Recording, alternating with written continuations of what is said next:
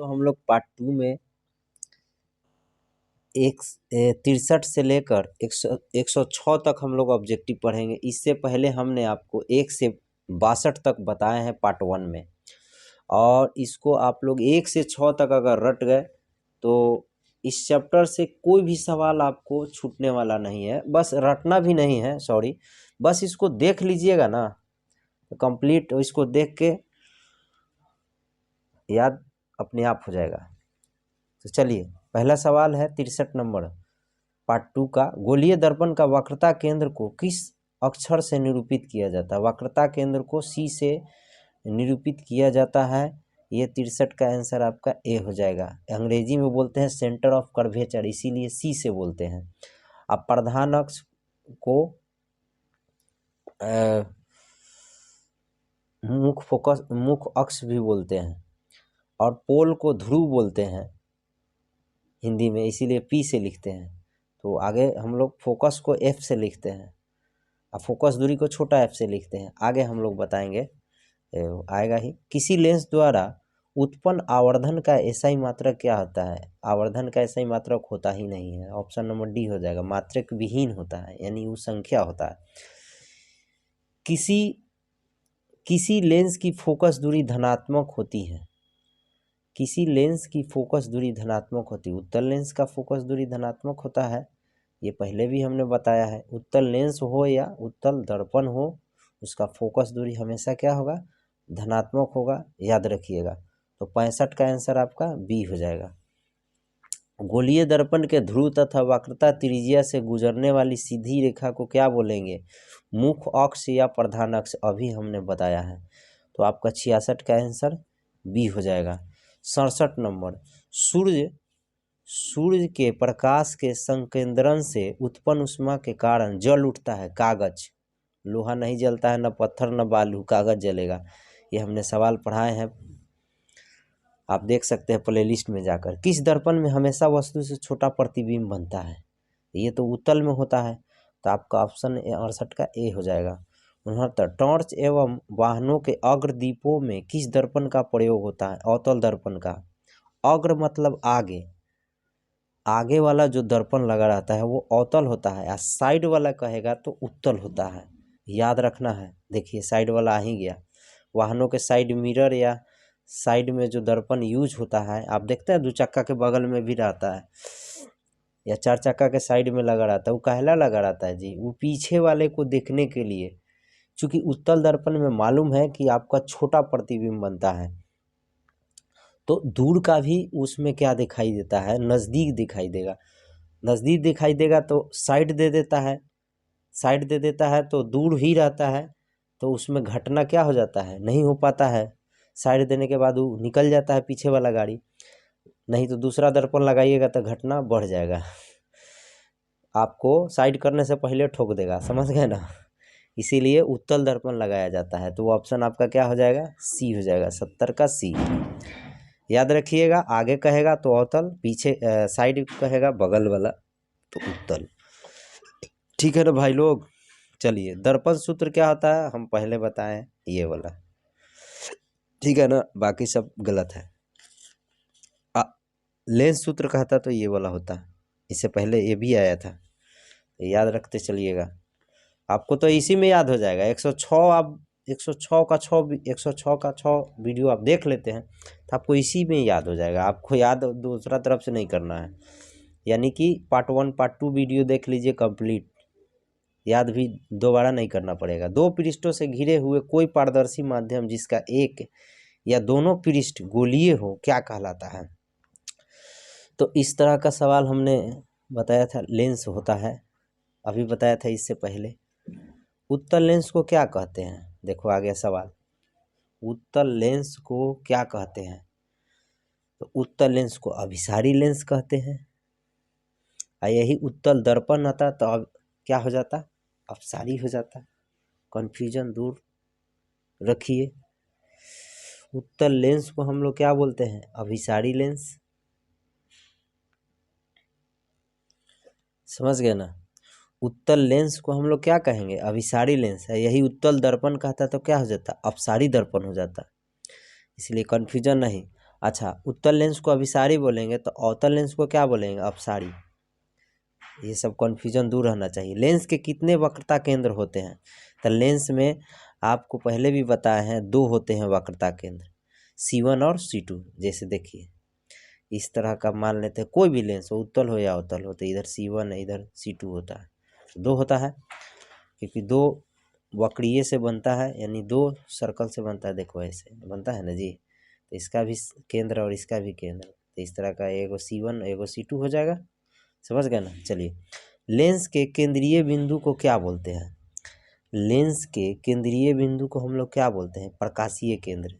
नहीं समझे? देखिए ये प्रकाशीय केंद्र हो गया, जिसको O से लिखते हैं। ठीक है, कन्फ्यूजन नहीं रखना है। अगर प्रकाशीय केंद्र को किससे सूचित किया जाता है कहेगा तो O से बोलेंगे। अगला नंबर 76 नंबर सवाल है, जब किसी लेंस पर समांतर किरणें आपतित होती हैं तो क्या होता है? जब किसी लेंस पर समांतर किरणें आपतित होता है तो क्या होता है? कागज सुलगने लगता है, धुआं उत्पन्न होने लगता है। समांतर किरणें जब आती है और जब लेंस से अपवर्तन के बाद किसी वस्तु पर पड़ता है तो वस्तु को गर्म कर देता है। अगर कागज रहेगा तो जलने लगेगा, है ना जी? तो जलने लगेगा तो में से धुआं ना निकलता है? अजीब सवाल है भाई। तो ये तो ऑप्शन सी हो जाएगा, दोनों होगा। अरे कागज सुलगने लगेगा, आग लगेगा तो उसमें से धुआं भी निकलेगा ना हो। धुआं वहीं से उठता है जहाँ आग लगता है, यानी ऑप्शन सी हो जाएगा। लेंस में कितने फोकस होते हैं? ये भी बहुत अच्छा सवाल है। लेंस में फोकस 2 होते हैं, F1 और F2। तो चलिए ऑप्शन आपका क्या हो जाएगा? ए हो जाएगा। 77 का ऑप्शन ए। अब हो गया आपका ऑप्शन 78 क्वेश्चन नंबर, लेंस की क्षमता का ऐसा ही मात्रक डायोप्टर। Option number A. उत्तल लेंस की क्षमता क्या होती है? उत्तल लेंस की क्षमता धनात्मक, अवतल का कहेगा तो ऋणात्मक।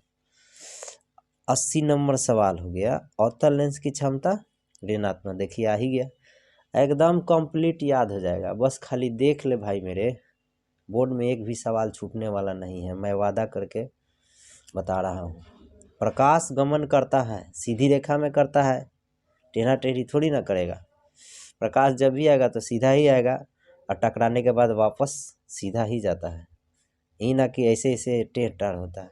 अगर इससे टकराया, अब मान लेते हैं कि ये आया और इससे टकराया तो सीधा इस तरह से निकलेगा। समझ गए? टेढ़ा टेढ़ी नहीं होता है। एक अवतल दर्पण की फोकस दूरी 20 सेंटीमीटर, एक वस्तु दर्पण के ध्रुव से 30 सेंटीमीटर की दूरी पर रखी गई है, तो प्रतिबिंब कहाँ बनेगा? एक अवतल दर्पण की फोकस दूरी 20 है, एक वस्तु दर्पण के ध्रुव से 30 सेंटीमीटर की दूरी है, तो प्रतिबिंब कहाँ बनेगा? तो चलिए, दर्पण में सभी दूरियां माइनसे में होता है, सॉरी अवतल दर्पण में। तो अवतल दर्पण में लगभग मान लीजिए कभी कभी एक सिचुएशन ऐसा भी है जहाँ पे प्लस में होता है, जब आवर्धित और सीधा बनता है। फिलहाल अवतल दर्पण की फोकस दूरी F का मान क्या हो जाएगा? -20 सेंटीमीटर। फॉर्मूला दर्पण सूत्र लिख दीजिए, 1/v + 1/e। दर्पण सूत्र हो गया, यहाँ माइनस होगा तो लेंस सूत्र हो जाएगा। तो फोकस माइनस में होगा, कितना है? 20 -20 1/v। वस्तु दूरी दिया हुआ है तो -30 हो जाएगा, तो प्लस का साइन है तो माइनस का हो जाएगी, पट्टी आके प्लस हो जाएगा। ए -20 1/v, एलसीएम ले लेते हैं। 20 - 30 और नीचे क्या हो जाएगा? गुना हो जाता है 600। माइनस क्या आ जाएगा? -10 -10/600 और 1/v कट जाएगा, ये भी उलट जाएगा, तो v का मान -60 सेंटीमीटर हो जाएगा। ये ऑप्शन क्या हो जाएगा? 82 का आंसर हो जाएगा आपका ए हो जाएगा। दर्पण से 60 सेंटीमीटर की दूरी पर वस्तु की ओर ही है, यानी वस्तु दर्पण के आगे है। तो दर्पण के आगे जब बनेगा, मान लेते हैं ये अवतल दर्पण है, सॉरी अंदर की ओर कलई रहता है, तो अवतल दर्पण आगे प्रकाश इधर से आएगा, आगे बनेगा, तो ये तो प्रकाश के विपरीत दिशा में है, विपरीत दिशा में माइनस में होता ही है, तो ऑप्शन आपका ए हो जाएगा। किसी अवतल दर्पण के सामने, देखिए फिर सवाल आ गया, सामने 30 सेंटीमीटर की दूरी पर स्थित वस्तु का प्रतिबिंब दर्पण के पीछे इतना सेंटीमीटर, देखो ये पीछे बन रहा है, तो दर्पण की फोकस दूरी क्या होगा। चलिए ये हो जाएगा आपका आंसर 1/f बराबर 1/v प्लस 1/u होता है। तो v का मान क्या हो जाएगा 40, इसका मान क्या हो जाएगा 30। अब इसको प्लस में क्यों लिए, सॉरी, किसी अवतल दर्पण के सामने 30 सेंटीमीटर की दूरी पर वस्तु स्थित वस्तु का प्रतिबिंब दर्पण के पीछे 40 सेंटीमीटर पर बनता है। तो 40 सेंटीमीटर पर बनता है, तो v का मान क्या हो जाएगा दर्पण के पीछे प्लस में 40, दर्पण के पीछे 40 सेंटीमीटर पर, और तो ये आपका क्या हो जाएगा, एलसीएम लीजिएगा तो यहाँ ऐसे भी लीजिएगा तो 30 है, इधर आएगा 40, घटेगा तो -10, और नीचे नीचे गुना हो जाएगा आपका, तो -10 बटा ये कितना हो जाएगा 1200, ये 0 0 कटम, ये भी उलट जाएगा तो ये भी मान उलट 120 सेंटीमीटर आ जाएगा। तो 120 कहाँ पे है, ऑप्शन नंबर बी। अब कहिएगा यहाँ माइनस नहीं है, तो इसमें भी तो माइनस नहीं था, ये खुद से समझना है, न्यूमेरिकल में माइनस दे या ना दे आपको सेंस रखना है, ये फिजिक्स है, ये फिजिक्स का मैथ है, ये मैथ नहीं है, कंप्लीट मैथ नहीं है, इसमें साइंस छुपा हुआ है। तो इसमें आपका माइनस में नहीं दिया है, इसमें भी माइनस नहीं दिया है, तो आप माइनस क्यों लिए हैं, यही फिजिक्स है जो मैथ से अलग करता है। तो इसका न्यूमेरिकल जो है मैथ से भी भारी होता है, थोड़ा बहुत इसको समझना रहता है, सेंस लगाना पड़ता है, तभी तो साइंस है। चलिए, किसी गोलीय दर्पण की वक्रता त्रिज्या 20 से इसकी फोकस दूरी क्या हो जाता है, अभी बताया r बराबर 2f फार्मूला होता है ना, उस पर बैठा दीजिए, तो वक्रता त्रिज्या कितना है 20, 2f, f2 से काट दीजिए 10 आ गया। है कौन, कोई दर्पण हो 10 सेंटीमीटर कहाँ पे है, ऑप्शन नंबर ए। तो 84 का आंसर आपका क्या हो जाएगा ए। 85, किसी वस्तु से प्रकाश निकलता है तो उसे क्या बोलते हैं, प्रकाश स्रोत बोलते हैं, प्रकाश निकलता है प्रकाश स्रोत। प्रकाश के किरणों के समूह को क्या बोलते हैं, किरण पुंज या प्रकाश पुंज। तो 86 का आंसर आपका बी हो जाएगा। प्रकाश के किरणों के समूह को किरण पुंज कहते हैं, ये हमने बताया है, नहीं तो आप याद कर लीजिए। प्रकाश की किरणों का पथ दर्शाने वाले चित्र को क्या बोलते हैं, प्रकाश की किरणों का पथ यानी कि रास्ता दर्शाने वाले चित्रों को क्या बोलते हैं। 87 का आंसर आपका हो जाएगा किरण आरेख। किरण आरेख द्वारा न बताता है आवर्धन का SI मात्रक, मीटर में 1/1, इसमें कोई नहीं होगा, ऑप्शन डी हो जाएगा, आवर्धन का मात्रक ही नहीं होता है। चलिए आगे हम लोग सवाल की ओर। चलिए सवाल नंबर 89 है, उत्तल दर्पण के सामने एक वस्तु को रखा गया है जिसकी प्रतिबिंब की प्रकृति कैसे होगा। देखिए उत्तल दर्पण में प्रतिबिंब की प्रकृति हमेशा काल्पनिक होता है या सीधा होता है, तो ऑप्शन आपका 89 का क्या हो जाएगा ए हो जाएगा। और यही अवतल कहता तो वास्तविक और उल्टा, काल्पनिक भी बनता है, दोनों तरह से बनता है।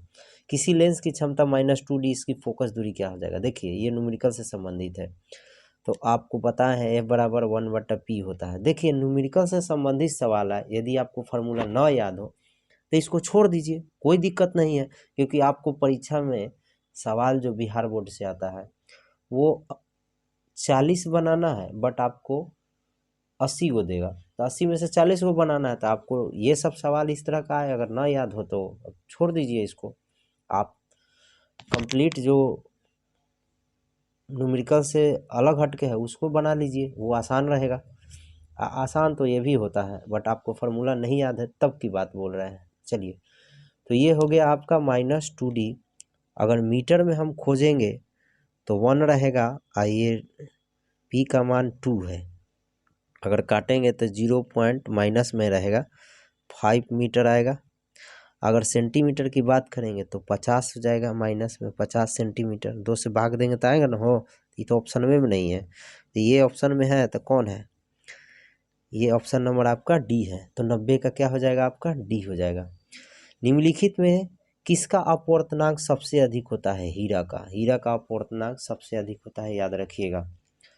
निम्नलिखित में किस लेंस को अभिसारी लेंस कहते हैं? देखो आ गया, अभी इससे पहले हमने बताया था। अभिसारी लेंस किसको बोलते हैं? 92 का आंसर ए हो गया। उत्तल लेंस को अभिसारी बोलते हैं, अवतल लेंस को अपसारी बोलते हैं। दर्पण की बात कहेगा तो क्या हो जाएगा? उत्तल को क्या हो जाएगा?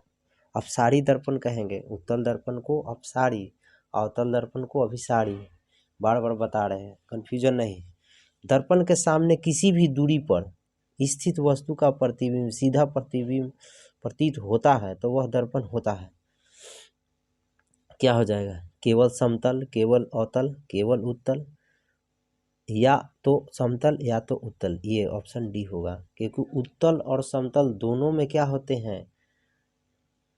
सीधा प्रतिबिंब बनता है। तो ऑप्शन हो जाएगा 93 का डी। 94, निम्नलिखित में किस माध्यम में प्रकाश की चाल सबसे अधिक होता है? तो निर्वात में, या हवा में, या शून्य में।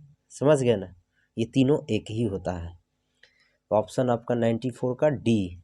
चलिए, तैलीय कागज होता है, तेल वाला कागज जो लगा रहेगा तो उसमें प्रकाश जो है पूरे तरह से पार नहीं करता है, इसीलिए उसको प्रभाषिक बोलते हैं।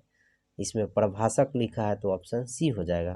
पारदर्शक जो पूरा पूरा पार कर जाता है, और पारदर्शक जो पार नहीं करता है। तो पारदर्शक पदार्थ क्या होता है? जल होता है, कांच होता है। अपारदर्शक ईंटा पत्थर, इसमें से तो पास नहीं करेगा। प्रभाषक में से मतलब कुछ अंश पास करता है, तो वो क्या हो जाएगा? कागज ऐसा जिसमें तेल लगा हो तो कुछ भाग जाएगा, कुछ नहीं जाएगा, इसलिए ऑप्शन सी हो जाएगा। समतल दर्पण की फोकस दूरी होती है, समतल दर्पण की फोकस दूरी अनंत होती है। तो 96 का आंसर आपका क्या हो जाएगा? ए, याद रखिएगा। अवतल दर्पण के सामने, अनंत का मतलब समझते हैं आप, जितना दूरी पर रहिएगा उसका प्रतिबिंब उतना ही दूरी पर बनेगा, यानी कि फोकस वही रहेगा। तो आप पर वस्तु पर निर्भर करता है, इसीलिए इसका फिक्स नहीं है, अनंत है। चलिए, मालूम है ना, समतल दर्पण जो हम लोग घर में डेली यूज करते हैं अपने चेहरे को देखने में, है ना। अवतल दर्पण के सामने वस्तु को कहाँ रखा जाए ताकि प्रतिबिंब उल्टा, वास्तविक और समान आकार का बने? अवतल दर्पण की बात बोल रहा है, कहाँ पे रखेंगे? तो उल्टा दिखेगा, वास्तविक और समान आकार का बने। तो इस तरह की घटनाएं कहाँ पे होता है? ध्रुव पर होता है, अनंत पर होता है, वक्रता केंद्र पर होता है, वक्रता केंद्र पर होता है, ये हमने बताया है। ऑप्शन नंबर सी हो जाएगा। उत्तल दर्पण से बना काल्पनिक प्रतिबिंब होता है, सीधा एवं आवर्धित होता है, सीधा एवं हरासित होता है, उल्टा एवं आवर्धित होता है, इनमें से कोई नहीं। सीधा एवं हरासित होता है। 98 का आंसर सी हो जाएगा। हरासित का मतलब कमी, समझ गए। कौन सा पदार्थ लेंस के लिए प्रयुक्त नहीं किया जा सकता है? जल, कांच, पीतल, इनमें से कोई नहीं। इनमें से पीतल होगा। पीतल को कांच बनाने में यूज नहीं किया जाएगा, जल और कांच हो जाएगा। चलिए, इस तरह का सवाल हम पहले भी बताए हैं पार्ट 1 में। एक गोलीय दर्पण की फोकस दूरी इतना है तो गोलीय दर्पण कैसा होगा? जब दर्पण में आते हैं फोकस दूरी प्लस में है तो उत्तले ना होगा जी, अवतल में तो माइनस में होता है। ऑप्शन 100 का क्या हो जाएगा? ए।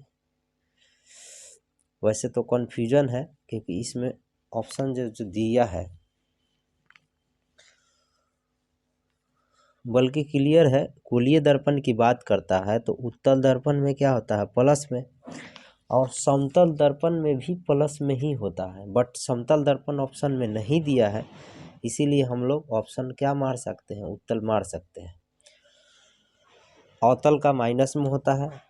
चलिए, सवाल नंबर 101, तालाब का जल कम गहराई दिखाई देने का कारण क्या है?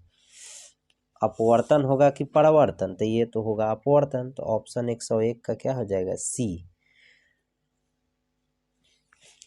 102, अवतल दर्पण की फोकस दूरी होती है, अवतल दर्पण की फोकस दूरी ऋणात्मक होती है। अभी बताया, अवतल दर्पण कहे चाहे अवतल लेंस कहे ऋणात्मक, उत्तल दर्पण कहे या उत्तल लेंस कहे धनात्मक।